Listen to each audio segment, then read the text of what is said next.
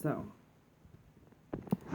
I decided to do this reading because my mother, whom I haven't spoken to in almost 3 years, decided to write me a suicide letter today. And it's there in the thumbnail. You can read it, obviously. She blames everything on me. She blames me for controlling her life since the moment I had my first breath, which is bullshit. You don't blame a baby for being born. So I think what she's trying to do is she's trying to, I think, make me feel bad for the decisions that she made. She's trying to kind of, I think, point the blame onto me. I think she's dying of cancer. I think she's dying of breast cancer. So she, I think, on her deathbed, some people forgive people on their deathbed and some people blame people on their deathbed. And, I guess it's different for everybody, but apparently she's going to blame me on her deathbed, which, I said to my sister, I was like, she can take that to her maker. Like, really, you want to blame a child? And then say that I have no idea who she is. You're my mother for 37 years. Of course, I know who she is, but I think, again, I think she went through some shit in her life, and instead of facing it and addressing the elephant in the room, she cursed me for saying something. And not everybody will say what happened to them. Not everybody will open up about what happened to them. It's everybody's journey, own personal journey. But to blame your children for the mistakes that you made, I don't really know about that. My sister's pretty pissed off about it. I'm used to my parents talking to me like I'm a pile of shit. They've blamed everything that's ever happened in their life on me. Anything that was ever bad, they've always blamed on me. So, this is the type of manipulation I'm talking about. This is like the reverse psychology that people try to do on people, And I think my mother knows that nothing is my fault.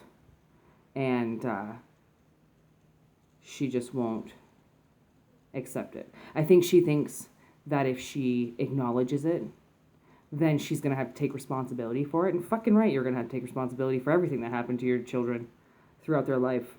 You're supposed to protect them. You're supposed to support them. You're supposed to listen to them. You're supposed to keep them out of harm's way. It's pretty plain and simple, if you think about it.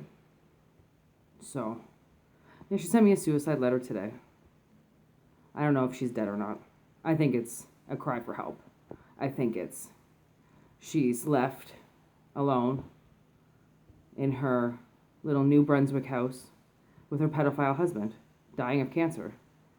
And I think she's finally getting a taste of her own medicine.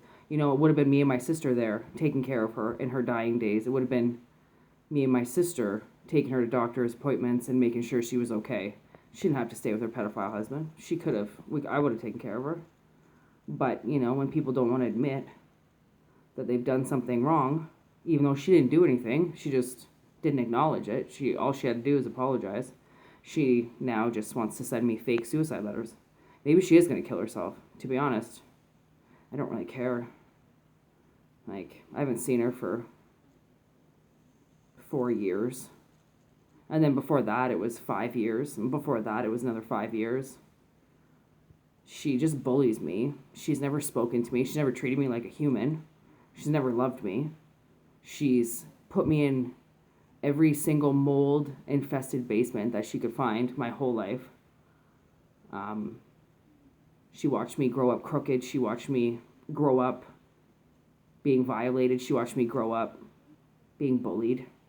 She didn't care. She used to beat me up. She drank every day. She still probably does. She used to just beat me and hit me, starve my sister and I. She wouldn't feed us. I remember almost burning the kitchen down when I was like 7 years old, trying to make French toast. I didn't know that you're supposed to put egg on the toast. I thought it was just toast on a frying pan. So I almost burnt the house down. And then she sends me a suicide note saying, it's all my fault. Like, and in my, like, I've tried to kill myself a few times. As I say, tried, because it didn't work. And never once did I send out an evite to my suicide. That's why I don't actually think she's going to do it. I think this is what people do when their backs are up against the wall.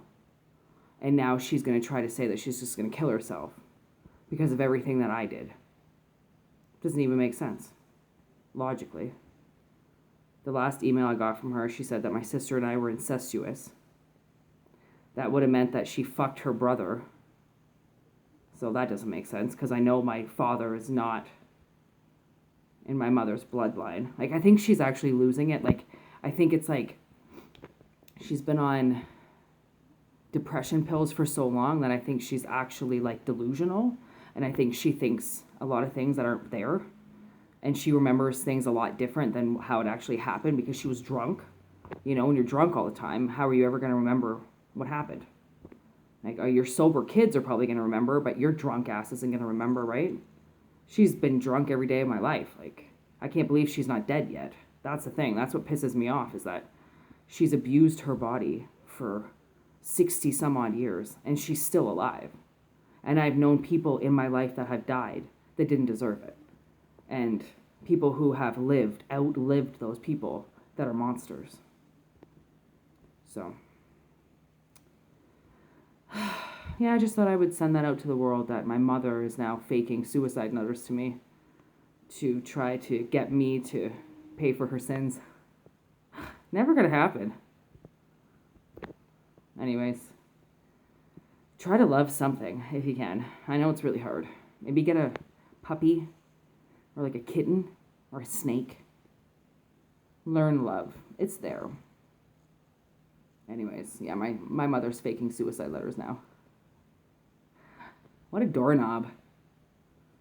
I guess that's what 60 years of being drunk does. Anyways, hope this resonates with somebody whose parents probably doing the exact same thing to them. Idiots. Anyways, happy 420. It's still 420. Like, who sends somebody a suicide note on 420? Like, my day to just smoke weed. How dare you? How dare you? And, like, I won't let anything happen now without putting it on YouTube, because I feel like YouTube's, like, my witness. Like, how crazy my parents actually are. And, like, how much they gaslighted me for 20 years calling me crazy. That now I'm just putting everything up that they say, because I'm like, really? Yo, does this mean, like, does this look like I'm the crazy one? Or does it look like they're the crazy ones?